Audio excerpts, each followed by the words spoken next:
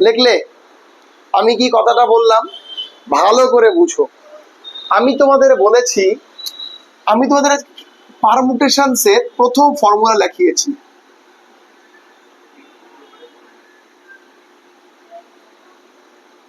কি বলেছি? পারমুটেশনস এর প্রথমে ফর্মুলাটা আমি একটাই কথা বলেছি, আমার দিকে তাকাও, ঠিক আছে? আমি বলেছি কোনো একটা প্রকার সম্পন্ন হচ্ছে এম প্রকারে, মানে তুমি কোনো একটা জায়গায় যেতে পারো, ধরো কোনো একটা ঘটনা, কোনো ঘটনা সম্পন্ন হচ্ছে কত এম প্রকারে।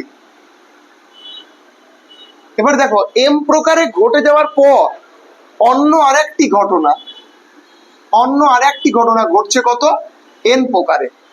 তাহলে আমি কি বলেছিলাম বিন্যাস, তাহলে টোটাল বিন্যাস কত বলো? M cross N. বলেছিলাম না বলিনি বলো? হ্যাঁ বললাম না? মনে রাখবে। এবার এটা কেমন করে বুঝবে? তোমরা কিন্তু খাতার মধ্যে ভালো করে লিখে নিয়েছো, সুরেন্দ্রনাথদের বইয়েও কিন্তু এটা আছে। এবার একটা কথা বলি, কেমন করে হট করে এই যে আমরা যে ফর্মুলা নাম্বার 1 আমরা তোমার হচ্ছে পড়লাম, এই ফর্মুলা নাম্বার 1টাকে দিয়ে কি ব্যক্ত করতে চেয়েছে? ধরো তোমার বাড়ি আজকে, আমি ধরলাম তোমার বাড়ি আজকে এ জায়গায়, কোথায় বলো দেখি? এ জায়গায়। তুমি এ থেকে বি তে ডেলি যাও। কি বলো? ডেলি যাও। কি করতে? চাকরি করতে হোক, যাই করতে হোক, তুমি যাও।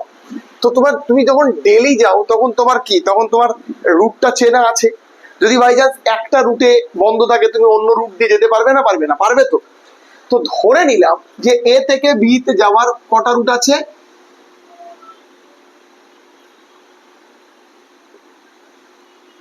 কটা রুট আছে?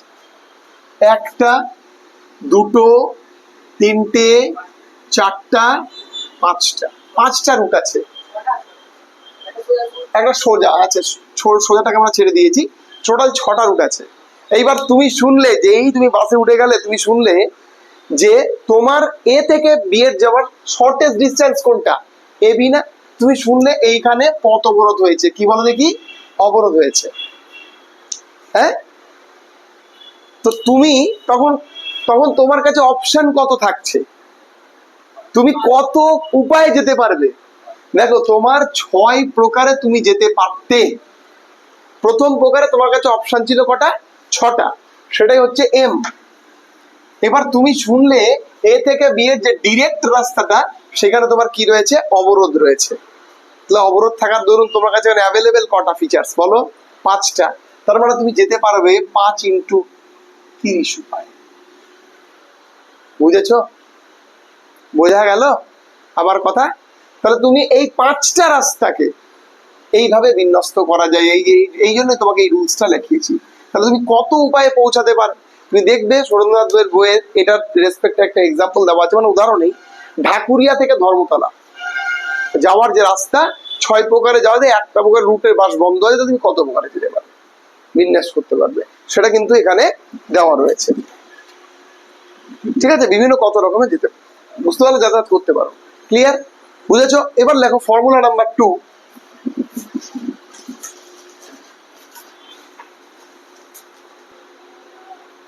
দেখো এবার ফর্মুলা 2 আমরা যেটা লেখালাম, আমরা সেটা বিস্তৃত করছি। ফর্মুলা 2টাকে আমরা বলেছি, কি বলছে ফর্মুলা 2টা? বলছে 3টি ঘটনা। কটা? 3টি ঘটনা। ফার্স্ট ইভেন্ট বলছে প্রথম ইভেন্ট, যদি আমরা কোনো ঘটনা কোনো বা কোনো রকম ভাবে আমরা বলতে পারি, দাও একটু জাস্ট ধরো, যে কোনো প্রক্রিয়া, হ্যাঁ কোনো প্রক্রিয়া যদি এম প্রকারে, সেকেন্ড প্রক্রিয়াটি এন প্রকারে, থার্ড প্রক্রিয়াটি যদি পি প্রকারে হয়, তাহলে মোট প্রক্রিয়া হবে কত বলো দেখি? M cross N cross P. তাই তো বললাম তো, এটাই মানে এত রকমের বিন্যাস করা সম্ভব হবে। এইবার শোনো এক্সাম্পল বলছে, এটা তো এক্সাম্পল 1 দিয়ে আমরা ফর্মুলা 1 শিখালাম। এবার এক্সাম্পল 2 দিচ্ছি। বলছে এটা কিন্তু সুরেন্দ্রনাথদের বইতেও রয়েছে। কি রয়েছে? যে 3টে ফ্যামিলি ঠিক আছে ঘুরতে গেছে। কি রয়েছে, ঘুরতে গেছে, এবং তাদের কাছে 5টি হোটেল রয়েছে, একটি হোটেলে ঘুরতে, একটি হোটেলে উঠেছে এবং হোটেলে কটা বলো দেখি, 5টি রুম ফাঁকা আছে।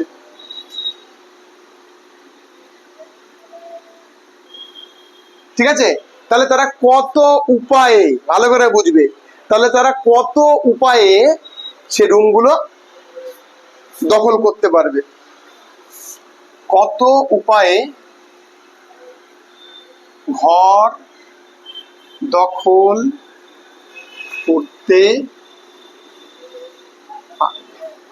ভালো ইন্টারেস্টিং, কিন্তু দেখো আস্তে আস্তে ডিফিকাল্ট হচ্ছে, একটু ডিফিকাল্ট, এটা ছিল একবার ইজি, এটা একটু ডিফিকাল্ট। কি বলছে দেখো, এর মধ্যে তোমরা দেখো এখানে যেমন কি সেপারেট ওয়েতে ছিল না, বাট একটা রুট অফ করে দেওয়ার পরে তোমার কাছে অটোমেটিক এন্ডটা চলে এসেছিল, বাট এইখানে 3টে ফ্যামিলি বলেছে। কটা ফ্যামিলি?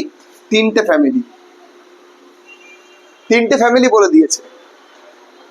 এই 3টে ফ্যামিলির মধ্যে তোমাকে এখানে বলেছে যে এই 3টে ফ্যামিলির মধ্যে কটা রুম অ্যাভেলেবেল আছে বলো দেখি। 5টা রুম অ্যাভেলেবেল আছে।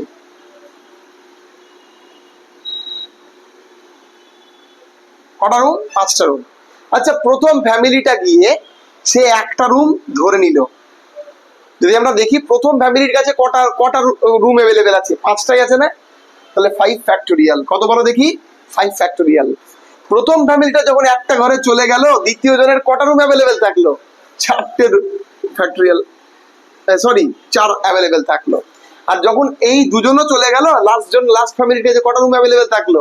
3টা। তাহলে সেক্ষেত্রে কত বলো দেখি? 60টি উপায়। বুঝেছো? বোঝা গেল? এটা হচ্ছে ঘটনা। ক্লিয়ার? তো এইভাবে কিন্তু এই ফর্মুলা 1 ফর্মুলা 2 থেকে ব্যক্ত করা যায়। ঠিক আছে, এটা বেসিক ফর্মুলা, এটা বিন্যাসের বেসিক ফর্মুলা। এই দুটো ফর্মুলা দিয়ে বেসিক 2 নম্বরের প্রশ্ন আসে। ঠিক আছে, চলো করে নাও একটু।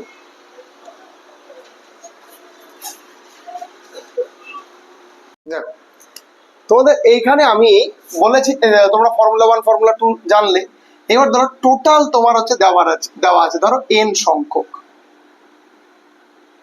দেওয়া রয়েছে। তোমাকে তার মধ্যে থেকে বলে দেওয়া হলো যে তুমি r সংখ্যক বস্তু নিয়ে বিন্যাস করো। তার মানে r সংখ্যক বস্তু কোথায় রয়েছে? ধরলাম r সংখ্যক বস্তু এর মধ্যে রয়েছে, এবং সেই বিন্যাস মানে টোটালটা দেয়নি। আমরা যদি বলতাম, আগে আমরা কি করছিলাম, যে 5টা বস্তু আছে তাদের মধ্যে বিন্যাস হবে 5 ফ্যাক্টোরিয়াল উপায়ে, এখানে n রয়েছে তাহলে n ফ্যাক্টোরিয়াল উপায়ে, কিন্তু না, এখানে টোটালটার মধ্যে থেকে আমি এবার কিছু সিলেক্ট করেছি। তাহলে NPR, তাকে আমরা লিখতে পারি n সংখ্যক বস্তু, তার মধ্যে বিন্যাস করব r এর। তাহলে NPR মানে n পারমুটেশনস r। এটাকে কিভাবে ভাঙবো, ভেঙে কিভাবে লিখবো বলো? তাহলে NPR সমান সমান কি লেখা যেতে পারে? Factorial n by factorial n minus r। লেখা যায় না? যায় না। তার মানে আমরা যদি বলি যে 10টি আমের মধ্যে 3টি আম তোমরা আম বিন্যাস করো, যদি বলি, তাহলে তুমি কি করে করবে? 10p3, তাই তো? 10 জন বন্ধুর মধ্যে, বা আমরা যদি বলি 1000 জনের মধ্যে তুমি 200 জনকে বিন্যাস করো। 200 জনের বিন্যাস কি হয় বলো? তাহলে সেক্ষেত্রে কি হবে? 1000p200। এই তো ব্যাপার। এইভাবে কিন্তু বিন্যাসের সূত্রটা, এটা ফাইনাল সূত্র, এরপর আর কোনো সূত্র নাই, যা হবে এর মধ্যে থেকেই হবে। ঠিক আছে, তাহলে আমরা প্রথমে জানলাম যে নর্মালি যদি আমরা n সংখ্যক বস্তু বলি, তার ফ্যাক্টোরিয়াল করলেই তার বিন্যাস সম্ভব। তারপর m সংখ্যক বস্তু, 2 রকম বস্তু বললে তাদের গুণফল হয়, 3 রকম বস্তু হলে তাদের গুণফল হয়।